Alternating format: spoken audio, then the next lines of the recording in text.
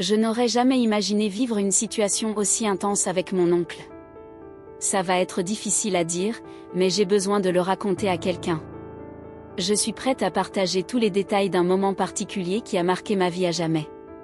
Après la mort de ma mère, je savais que j'aurais à affronter beaucoup de choses, mais je n'avais jamais pensé qu'en retournant dans la ville où je suis née, les choses deviendraient si différentes et étranges. J'étais plongée dans un souvenir complètement nostalgique en route vers la maison où je suis née et où j'ai grandi, car je pouvais voir que même si je n'y vivais plus, certaines choses étaient restées les mêmes. Lorsque je suis arrivée à l'ancienne maison de ma mère, j'ai vite vu mon cher oncle, toujours si présent mais toujours distant. Il était là, debout dans le salon, avec un regard que je ne savais pas reconnaître.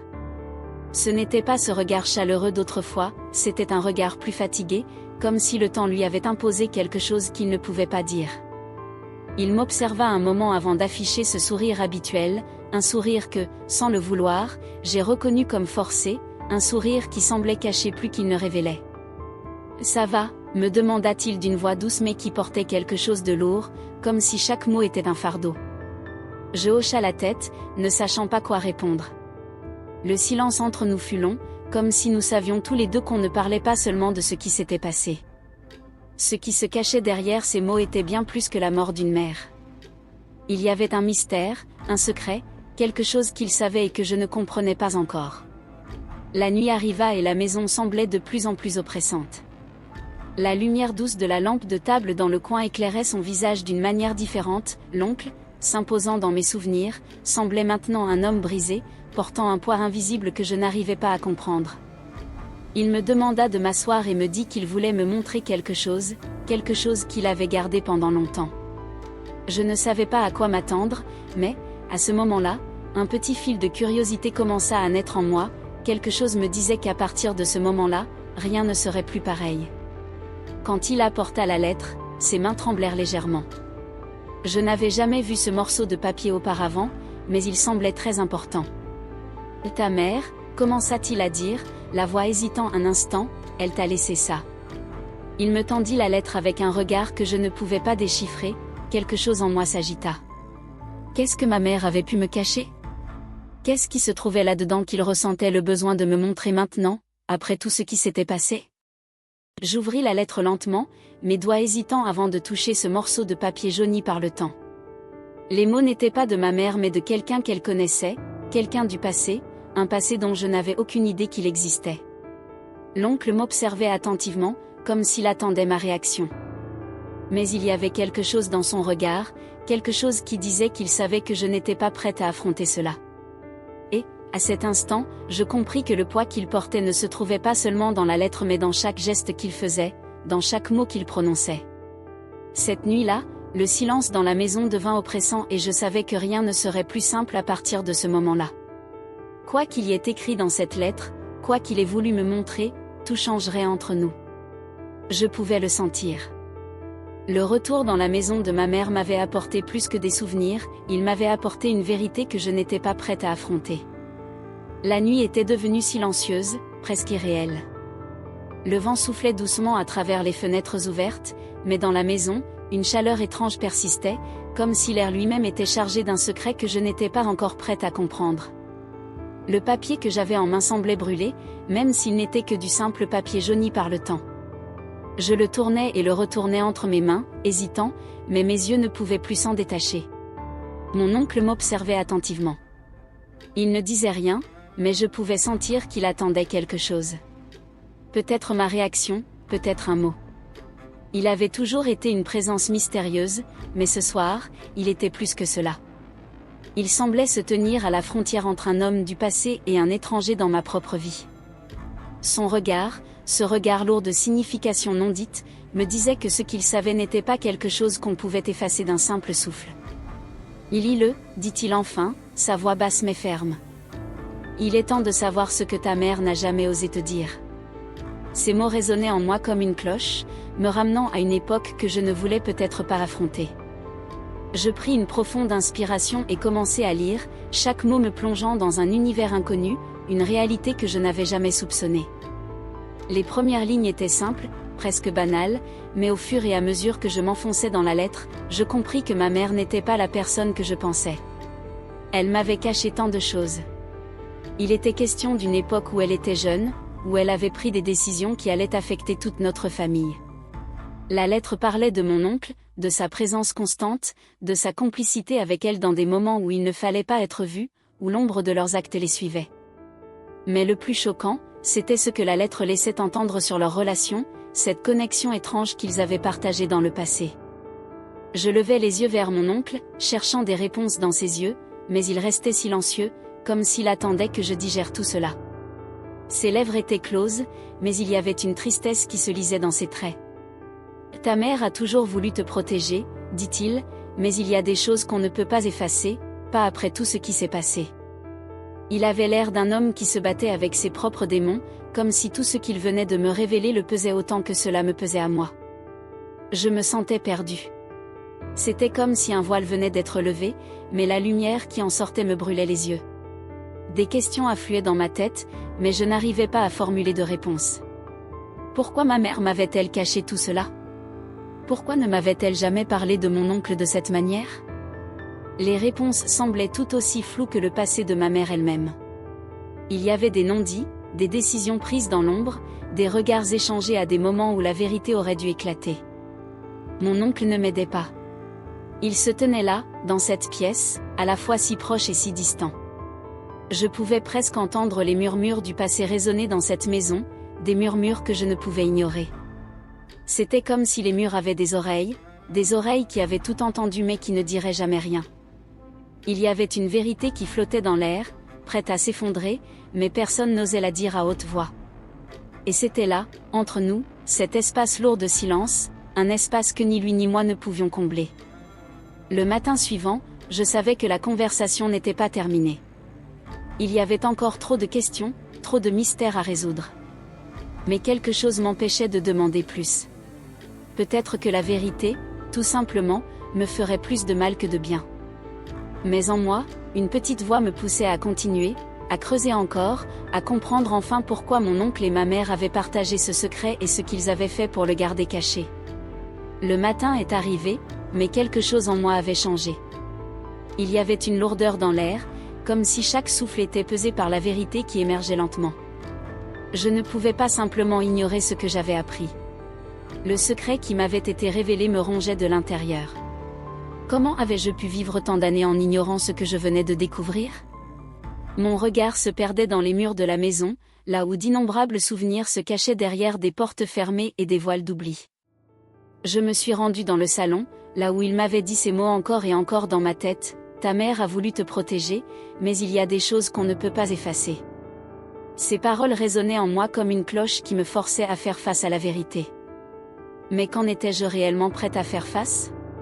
C'était comme si le passé s'était déversé dans ma vie et je ne pouvais plus le contrôler. Mon oncle, ma mère, tous ces mystères que j'avais ignorés pendant des années. Je suis retournée à la lettre comme une compulsion, comme si elle détenait la clé pour comprendre ce qui n'était toujours qu'un flou dans mon esprit. Les mots me sautaient aux yeux maintenant que j'étais prête à les comprendre. Je l'ai aimé comme on aime un frère, écrivait-elle. Ces mots m'ont frappé de plein fouet. Ma mère m'avait toujours parlé de lui comme d'un simple oncle, une présence innocente, mais la vérité était là, entre les lignes. Elle m'avait caché un amour interdit, une passion qu'elle n'avait jamais osé me révéler, un amour qui allait bien au-delà des liens familiaux. Puis, il y avait cette phrase, cette simple phrase qui m'a fait frissonner, il est celui qui m'a fait me sentir vivante, même quand le monde autour de nous s'effondrait. Que signifie cela? Mon oncle, le même homme qui m'avait révélé la lettre, le même homme qui avait toujours été là, avait été bien plus qu'un simple spectateur dans la vie de ma mère, il en était l'acteur principal, celui qui l'avait soutenue, la guidée à travers des moments sombres, mais aussi celui qui l'avait prise dans ses bras de manière à la transformer. Je me suis assise, la tête pleine de questions. Pourquoi m'avoir caché tout cela? Était-ce par honte, par protection, ou était-ce parce que ma mère savait que je ne comprendrais pas? La culpabilité m'envahissait. Pourquoi ne l'avais-je pas vue plus tôt? Tous ces moments où je l'avais vue si distante, si préoccupée, ces périodes où elle m'avait semblé différente. C'était cela, le secret qu'elle portait en elle, le poids d'une histoire qu'elle ne pouvait partager même avec moi. Les heures passèrent, mais mon esprit restait bloqué, prisonnier des révélations qui se bousculaient. Tout avait changé en un instant. Ma mère, l'image que j'avais d'elle, cette femme que j'avais idéalisée, n'était plus qu'une illusion. Elle avait ses faiblesses, ses désirs, ses erreurs, et ces erreurs avaient forgé une histoire secrète que je devais maintenant accepter. Mais comment accepter un passé que je n'avais pas vécu? Comment accepter des choses qui me semblaient étrangères, inaccessibles? Je me suis levée. Il fallait que je parle à mon oncle, il devait m'expliquer, m'aider à comprendre ce qui s'était réellement passé. Pourquoi ma mère avait-il gardé cette relation secrète pendant toutes ces années? Mais en moi, une peur se levait. Et si tout cela n'était pas une simple erreur? Et si, au contraire, c'était la vérité qui m'effrayait le plus? Et si la vérité de leur histoire brisait à jamais l'image que j'avais d'eux? La porte de la maison semblait si distante maintenant. Chaque pas vers l'extérieur me semblait plus lourd que le précédent. Le passé me suivait comme une ombre, mais la vérité me forçait à avancer. Je n'avais plus de choix. Il fallait que je découvre tout ou que je me condamne à vivre dans l'ignorance, toujours tourmentée par ce secret trop lourd à porter. La porte semblait être la seule chose qui me séparait de la vérité. Chaque pas vers elle résonnait dans ma tête comme un écho assourdissant. Mon cœur battait plus fort à mesure que je m'approchais. Mais quelque chose en moi m'empêchait de revenir en arrière. J'avais été ignorante pendant si longtemps, et maintenant tout allait changer. Je devais affronter mon oncle, lui poser les questions qui me tourmentaient. Je ne pouvais plus rester dans le doute. Il fallait que je sache. Lorsqu'il a ouvert la porte, j'ai vu dans ses yeux cette lueur que je connaissais bien, une lueur qui semblait cacher 1000 secrets. Il n'avait rien dit, pas de sourire, pas de mots d'accueil, seulement un silence lourd, comme s'il savait déjà pourquoi j'étais là. Mes mains étaient moites, mon estomac était noué. « Tu voulais me voir ?» m'a-t-il demandé d'une voix calme, mais il y avait une tension palpable entre nous. C'était comme si tout le poids de nos histoires passées était suspendu dans l'air, juste au-dessus de nous. J'ai pris une profonde inspiration puis j'ai craché la vérité que j'avais tant retenue. « Et tu m'as dit que ma mère m'avait caché quelque chose, tu m'as dit que tu savais des choses qu'elle ne m'avait jamais dites. Qu'est-ce que c'est? Pourquoi m'as-tu dit ça? Pourquoi m'as-tu caché la vérité ?» Ma voix trembla légèrement, mais je n'avais pas le luxe de la peur. J'étais prête à tout entendre, même si je savais que la vérité pouvait tout détruire autour de moi. Il m'a regardée en silence et je pouvais presque sentir son hésitation. Il s'éloigna de la porte, me faisant signe d'entrer. « Viens, assieds-toi » dit-il doucement. Je n'ai pas bougé, le regard fixé sur lui. J'attendais, chaque fibre de mon être tendue vers la réponse. Pourquoi m'avait-il emmené dans cette direction? Pourquoi m'avait-il obligé à déterrer des secrets qui n'étaient peut-être pas prêts à voir la lumière du jour? Il prit une grande inspiration, comme s'il cherchait les mots justes. Ta mère m'a demandé un jour de garder le silence. Elle m'a dit que tu n'étais pas prête à entendre la vérité. Elle pensait que ça te briserait, qu'il fallait que tu vives dans ton monde à toi, loin de tout ça. Ces mots me frappèrent de plein fouet. Elle avait fait ça pour me protéger. Était-ce vraiment pour moi ou pour elle-même, pour éviter la honte? Il continua, tu sais, ta mère et moi, nous avions une relation bien plus complexe que ce que tu imagines. C'était une époque où nous étions seuls, dans un monde qui nous écrasait, et nous avons fait ce que nous avons dû faire pour survivre. Mais elle t'aimait, et toi, elle te protégeait de tout ça. Il m'avait enfin avoué, mais ces mots laissaient encore plus de questions que de réponses. Pourquoi ne m'avait-il jamais dit tout cela avant? Pourquoi tout ce secret? Je me suis retrouvée sans voix. Les révélations tombaient sur moi, mais je n'étais pas certaine de pouvoir les accepter. Mon oncle avait été un spectateur, mais aussi un acteur central de cette histoire interdite. C'était lui qui avait choisi de cacher la vérité, de me protéger, mais à quel prix? Je ne savais plus si je devais le détester ou le remercier pour avoir pris cette décision en mon nom. Mais le silence qui suivit ces paroles fut encore plus lourd que tout ce qu'il venait de dire. Je savais qu'il y avait encore plus à découvrir, mais est-ce que je voulais vraiment connaître la suite? Était-ce vraiment ce que je cherchais ou est-ce que j'étais en train de détruire une partie de mon passé que je ne pourrais jamais reconstruire? Je le regardais dans les yeux, cherchant une réponse, mais il n'y avait que l'écho de ma propre confusion dans ses prunelles. Il se leva lentement, comme s'il savait que ce moment marquait une fin. « Et tu sais, Ta mère n'a jamais voulu que tu sois une victime de notre histoire. Elle voulait juste te protéger. » C'était là, dans ces mots, une dernière tentative de justification. Mais comment pouvais-je le comprendre après tout ce que j'avais appris? Comment pouvais-je tourner la page maintenant, sachant que ce que j'avais cru être mon passé n'était qu'une illusion soigneusement construite? Je me suis levée, le regard perdu dans l'inconnu, et j'ai décidé que pour moi, il était trop tard pour reculer. La vérité m'avait rattrapée et il n'y avait plus de retour en arrière. Le poids du silence était devenu trop lourd à porter, et il fallait maintenant faire face à ce qui m'attendait. Je savais que cela allait changer ma vie à jamais, mais une partie de moi se demandait si je pouvais vraiment changer avec elle. J'ai quitté la maison de mon oncle sans dire un mot, mais dans ma tête, tout tournait à une vitesse folle.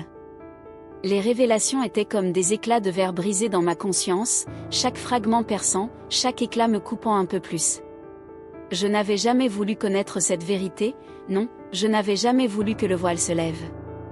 Mais maintenant qu'il était levé, il n'y avait plus de place pour l'ignorance. Tout avait changé, et pourtant au fond de moi, une petite voix murmurait que rien ne serait jamais vraiment différent. Je suis retournée à la maison, sans savoir vraiment ce que j'allais y faire. Je n'étais plus la même personne qu'en entrant, mais comment pouvait-on vraiment changer après tout? Est-ce qu'on devient une autre personne ou est-ce qu'on se contente de se regarder différemment? C'est étrange, n'est-ce pas, cette sensation de s'être confronté à la vérité mais de se sentir plus perdu que jamais? Je pensais que ça allait me libérer, mais au contraire, cela m'a laissé avec un vide étrange, comme si j'avais fait une découverte importante sans vraiment savoir ce qu'en faire. Ce qui me tourmentait encore, c'était la façon dont ma mère m'avait protégée. Elle m'avait élevée dans un monde soigneusement façonné, sans jamais me laisser entrevoir la douleur qui avait marqué sa vie. Était-ce de l'amour ou de la peur? Peut-on réellement aimer quelqu'un en lui cachant tout? Je ne savais plus. Je voulais comprendre, mais comprendre quoi exactement? La décision de ma mère, sa volonté de me protéger, semblait aussi être une manière de me priver de quelque chose d'essentiel. Mais ce quelque chose était-il vraiment nécessaire?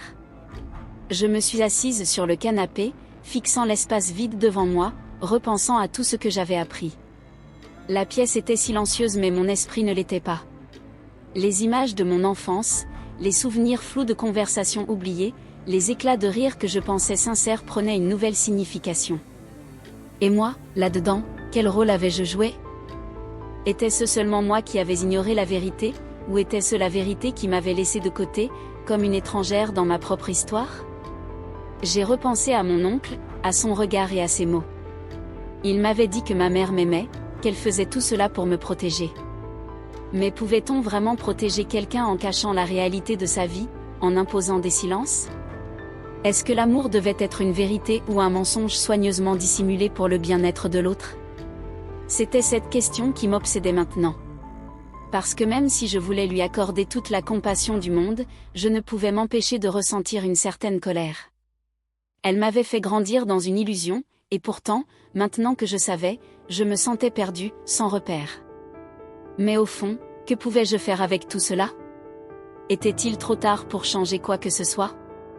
Je savais qu'il y avait des vérités que je n'avais pas encore digérées, des blessures qui étaient encore trop fraîches pour être touchées. Mais je devais accepter que certaines réponses n'arrivaient qu'au moment où nous étions prêts à les entendre, et peut-être qu'aujourd'hui, je n'étais tout simplement pas prête. Peut-être qu'il me faudrait encore du temps, des années même, pour comprendre toute la portée de ce qui venait d'être révélé. Mais quoi qu'il en soit, il n'y avait pas de retour en arrière. Je me suis levée, poussée par une force intérieure que je n'arrivais pas à comprendre. Cette histoire, cette vérité, ces secrets, tout cela faisait désormais partie de moi, une partie de mon histoire, une partie de ma vie. Et même si cela m'effrayait, même si cela me tourmentait, je devais accepter que je n'étais plus celle que j'étais avant cette rencontre. Je n'étais plus l'innocente fille qui croyait que la vérité n'avait pas d'importance. La vérité avait un prix et il fallait que je l'accepte. Aussi difficile que cela puisse être, au final, ce n'était pas une simple confrontation avec mon oncle, ni une révélation choquante. Ce qui venait de se passer, c'était un affrontement avec moi-même, une rencontre avec une version de ma vie que je n'avais pas choisie mais qui, d'une manière ou d'une autre, faisait partie de moi. Et peut-être que c'était cela, au fond, comprendre que la vérité est parfois un fardeau, mais qu'il faut savoir le porter pour avancer. Parce qu'au bout du compte, c'est la seule chose qui nous permet de vraiment être libres.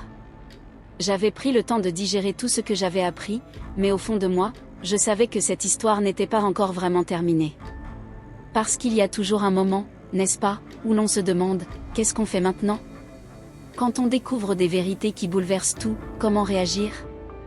Je suppose que chaque personne réagirait différemment.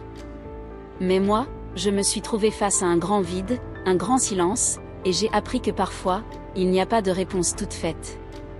Que l'on doit simplement avancer et accepter de porter ce fardeau avec dignité. Alors, je vous pose la question, vous qui m'écoutez aujourd'hui, qu'auriez-vous fait à ma place ? Qu'auriez-vous ressenti en découvrant quelque chose de si lourd qui vous touche si profondément dans votre propre famille ? Est-ce que vous auriez choisi de tout affronter ou de tout laisser derrière vous pour préserver une illusion de paix ? Peut-être que vous auriez réagi différemment, et c'est là que j'aimerais connaître votre opinion. Qu'auriez-vous fait ? Je suis sûre que certains d'entre vous comprennent ce que j'ai ressenti.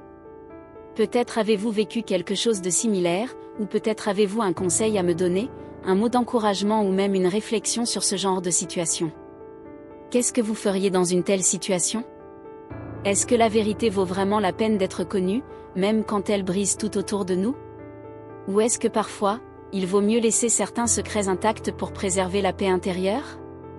Je vous invite à partager vos pensées, vos conseils ou même vos propres expériences dans les commentaires.